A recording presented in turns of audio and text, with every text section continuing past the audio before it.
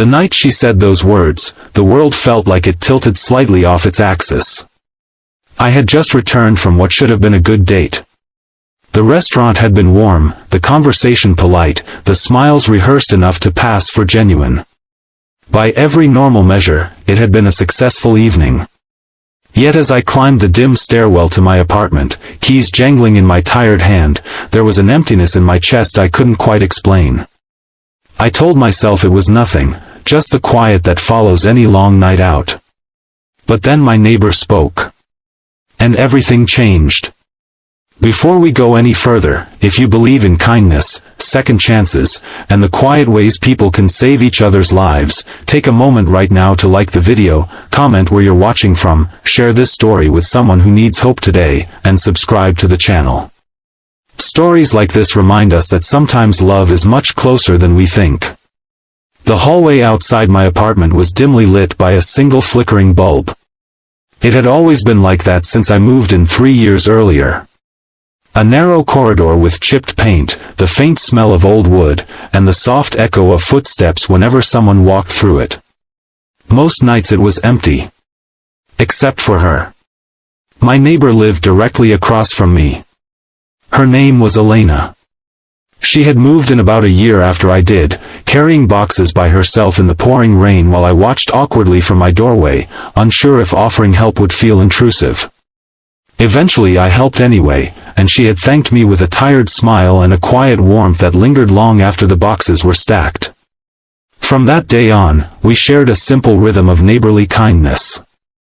Borrowing sugar, holding the elevator, exchanging small conversations in the hallway. Nothing extraordinary. At least, that's what I believed. That night she stood outside her apartment door with a grocery bag in one hand, her dark hair loosely tied back, wearing an oversized sweater that made her look smaller than she actually was. When she noticed me approaching, she smiled softly the way she always did. I casually mentioned that I had just gotten back from a date. And that's when she said it. She doesn't love you like I do. The words landed quietly, almost gently. But they felt like thunder. For a moment I thought I had misheard her. The hallway seemed to grow strangely still, like the building itself had paused to listen. I looked at her face, expecting a playful grin or a quick explanation that it was a joke. But there was none. Her eyes held something fragile and honest, something that made my chest tighten with confusion. The strange part was that Elena had never spoken about her feelings before. Not once. We had always existed in that comfortable, unspoken space between friendship and familiarity. The kind of relationship neighbors sometimes have when their lives overlap just enough to feel connected but never enough to cross deeper boundaries. So hearing those words felt impossible. I stood there awkwardly, searching for something to say, but my mind refused to cooperate. My thoughts drifted back to the woman I had just left at the restaurant, her bright lipstick, her careful laugh, the way she checked her phone when she thought I wasn't looking. The date had been fine. But fine wasn't love. And Elena. Elena was standing in front of me with the kind of honesty people rarely risk.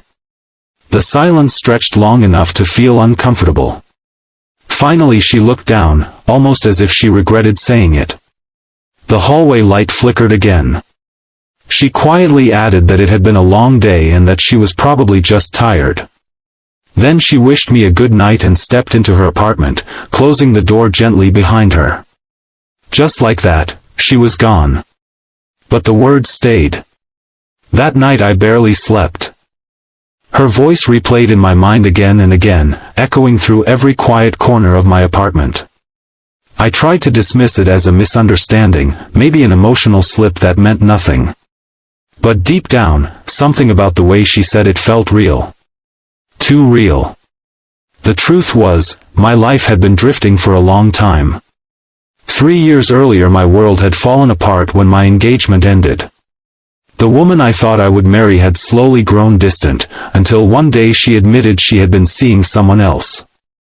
I remember the exact moment she told me. The apartment smelled like coffee, the morning sun was shining through the window, and yet everything suddenly felt cold.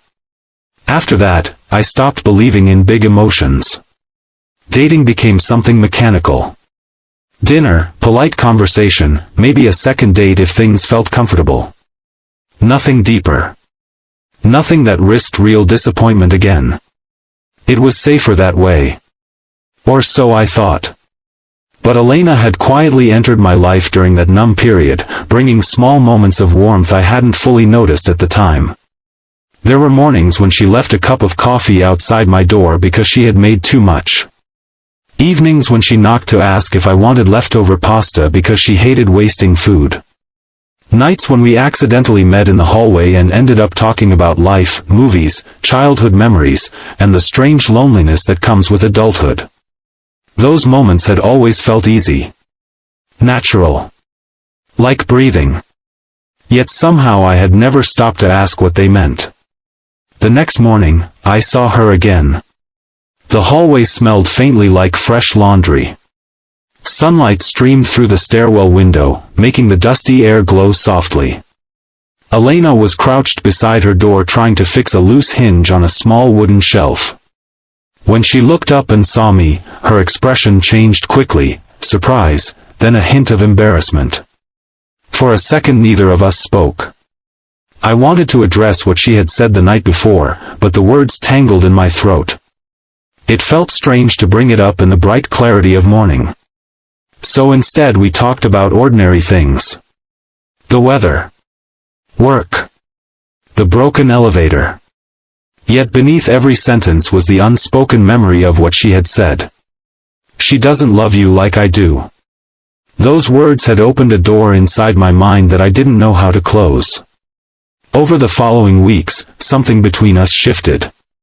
Not dramatically. But subtly. I began noticing things I had overlooked before. The way Elena always asked thoughtful questions about my day. The way she remembered small details about my life that even close friends sometimes forgot. The quiet kindness she carried in everything she did. She never rushed conversations. Never pretended to be someone she wasn't. And slowly, almost painfully, I began realizing something uncomfortable. The best moments of my week were the ones that happened accidentally in the hallway. Not the dates. Not the restaurants. Not the forced smiles. Just the quiet conversations with her. One rainy evening about a month later, I came home early after another date that had ended with polite indifference. The sky outside was dark and heavy, rain tapping softly against the windows. As I climbed the stairs, I noticed Elena sitting on the floor in the hallway beside her door. She was holding a photo album. At first I thought something was wrong. But when she saw me, she quickly wiped her eyes and smiled.